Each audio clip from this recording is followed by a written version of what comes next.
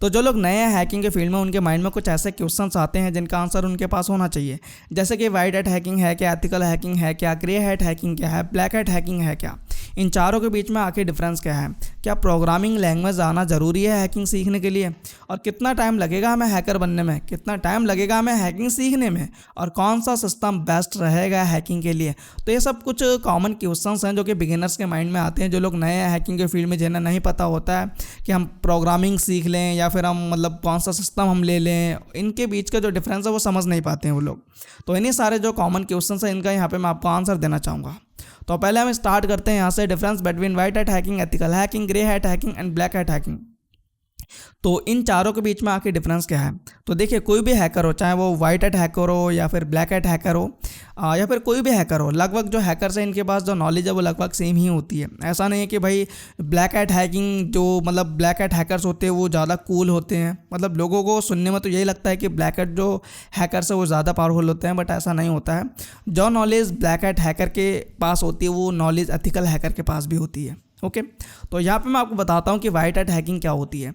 आप कोई अच्छा काम करने के लिए अपनी जो हैकिंग की जो स्किल्स है उनका यूज़ कर रहे हो, आपने कोई ऐसा अटैक परफॉर्म किया है जिससे भला हो रहा है लोगों का, या आपने किसी की हेल्प की है, तो वो चीज़ आती है आपकी वाइट हैट हैकिंग के अंडर।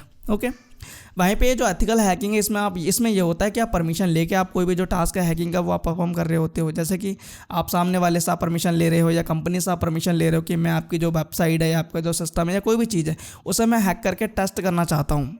तो परमिशन आपको मिल जाते है, उसके बाद आप करते हो, तो वो चीज़ आ जाती है आपकी एथिकल हैकिंग में। ओके वैसे गवर्नमेंट जो होती है हमसे काम कराती है कि ये उनके लिए ये करना है, या कोई दूसरी कंट्री की जो इन्फॉर्मेशन है वो निकालनी है, उसकी साइट्स को हैक करना है, तो ये सारी चीज़ें जो हैं ये एथिकल हैकिंग में आ जाती है, क्योंकि आप परमिशन लेके गवर्नमेंट के अंडर आप काम कर रहे होते हो। ओके तो वहीं पे ये जो ये जो ग्रे हैट हैकिंग है इसमें ये रहता है कि जो हैकर है वो कभी ब्लैक हैट हैकिंग कर रहा होता है, कभी वाइट हैट हैकिंग कर रहा होता है, मतलब कि कभी अपनी हैकिंग के जो स्किल्स है उनका अच्छा यूज़ करेगा, कभी गलत यूज़ करेगा। तो ये लोग जो होते हैं ये ग्रे हैट हैकर्स कहलाते हैं।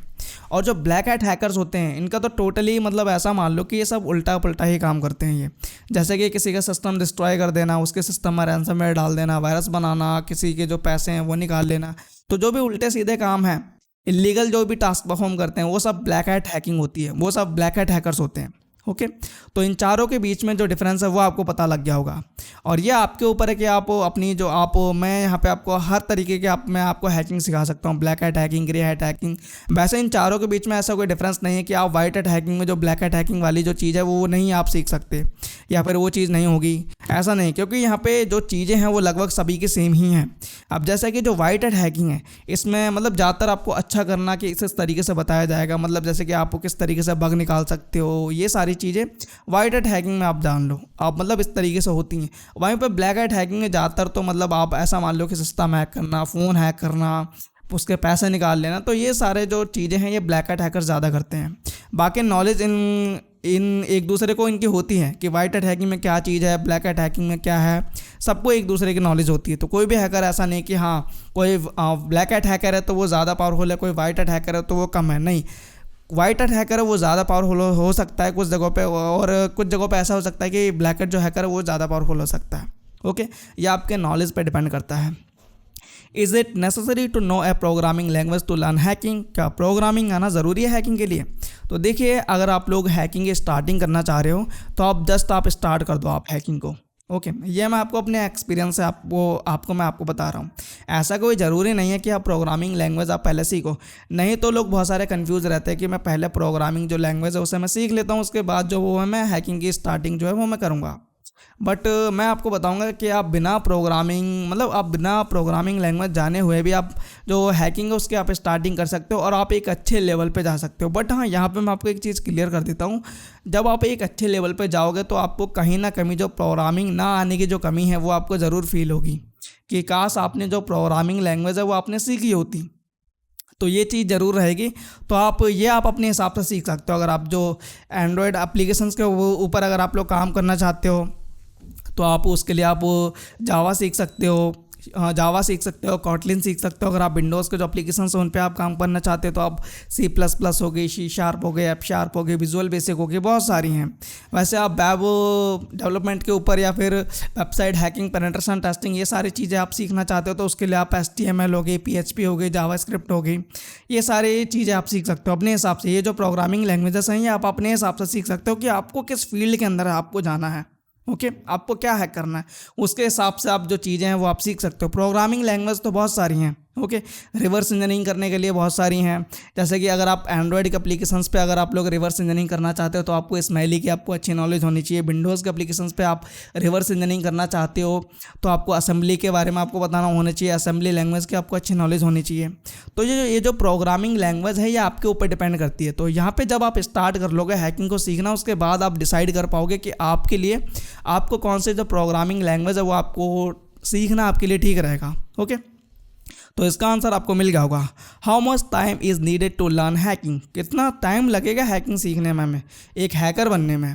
तो देखिए टाइम का ये रहा, अगर आप लोग एक अच्छा खासा टाइम देते हो हैकिंग के ऊपर तो मैं आपको बता रहा हूँ आप एक एवरेज नॉलेज, मतलब आपको एक अच्छी खासी नॉलेज हो जाएगी उस मतलब 4-5 साल तो आपको लगेगा आपको एक अच्छी नॉलेज गेन करने में। ऐसा नहीं है कि आपने डेली 2-3 आपने घंटे दे दिए हैकिंग में और आप एक तगड़े वाले हैकर बन गए, तो ऐसा कुछ नहीं होने वाला है। आपको एक अच्छा वाला आपको टाइम देना ही पड़ेगा, तभी आप हैकिंग के बारे में ज़्यादा से ज़्यादा आप जान पाओगे और एक अच्छे लेवल पे आप पहुंच पाओगे हैकिंग के बारे में। तो टाइम तो यार ये आपके ऊपर है कि आप कितना ज़्यादा टाइम दे पाते हो। ओके, तो टाइम आपका 4-5 साल तो लगेगा अगर आप लोग अच्छा टाइम देते हो, एक एवरेज।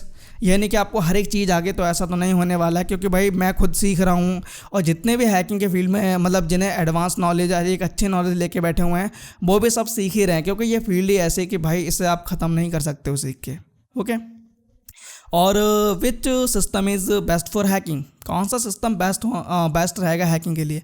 तो देखिए आप हैकिंग के लिए आप जैसे कि अब हैकिंग कोई ऐसा टास्क नहीं है गेमिंग की तरह कि बहुत सारा जो रिसोर्स है सिस्टम के यूज़ करें। तो आप ऐसा कोई छोटा मोटा सिस्टम लेके भी आप जो हैकिंग के जो टास्क है वो आप परफॉर्म कर सकते हो। बट यहाँ पे आपके लिए अच्छा ये रहेगा कि आपको जो सिस्टम उसमें 8 GB रैम होनी चाहिए उसके अंदर।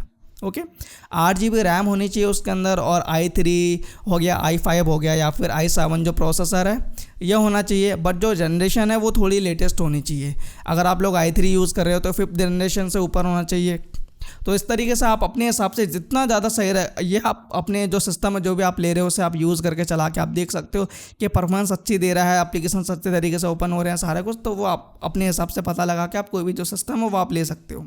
ओके, बट हाँ इस बात का आप ध्यान रखना कि आपके सिस्टम में जो हार्ड डिस्क है वो नहीं होनी चाहिए, उसकी जगह SSD होनी चाहिए। इससे आपके जो सिस्टम की जो परफॉर्मेंस है ये काफ़ी ज़्यादा सही रहेगी। और रैम जो है वो 8 GB मैंने आपको इसलिए बोला है कि क्योंकि जब आप लैब सेटअप करोगे अपने विंडोज़ के अंदर आप या फिर लिनक्स के अंदर आप लैब के अंदर लैब वगैरह सेटअप करोगे, वर्चुअल मशीन्स को इंस्टॉल करोगे, तो उनमें थोड़ा रैम ज़्यादा चाहिए होती है। तो रैम 8 GB से ऊपर होगी तो ज़्यादा सही रहेगा। ओके, नहीं तो 4 GB रैम में भी काम चल जाता है। काम चल जाना एक और अच्छे से काम करना उसमें फ़र्क होता है। तो 8 GB रैम तो होनी चाहिए मिनिमम। ओके, और SSD होनी चाहिए आपके सिस्टम में। और जो GPU है ये ऐसे कोई मतलब इसकी कोई ऐसी कोई खास नीड नहीं है कि GPU होना ही चाहिए आपके सिस्टम में। कुछ ऐसे टूल्स हैं जिनके लिए GPU का यूज़ होता है, बट वो इतना कोई ज़्यादा ज़रूरी नहीं है, जैसे कि क्रैकिंग वगैरह। तो इतना कोई ज़्यादा ज़रूरी नहीं है। आप सीखने के लिए आप सीधा अपने CPU का भी आप यूज़ कर सकते हो उसके लिए आप। ओके, तो GPU ऑप्शनल है आपके सिस्टम में, अगर है तो अच्छी बात है, नहीं है तो आप उसे छोड़ सकते हो। ओके, तो अभी यहाँ पे आपको पता लग गया होगा, ये सब जो क्वेश्चन हैं इनके आपको आंसर मिल गए होंगे। आपको जो भी लोग बिगिनर्स हैं उनके माइंड में ये जो सारी चीज़ें चलती रहती हैं कि भाई मुझे इसके बारे में नहीं पता है, ये पता होना चाहिए था। तो अभी यहाँ पे आपको जो सारी चीज़ें हैं वो क्लियर हो गई होंगी। ओके, तो इस वीडियो में गाइस बस इतना ही। अपना ख्याल रखें। Goodbye and take care.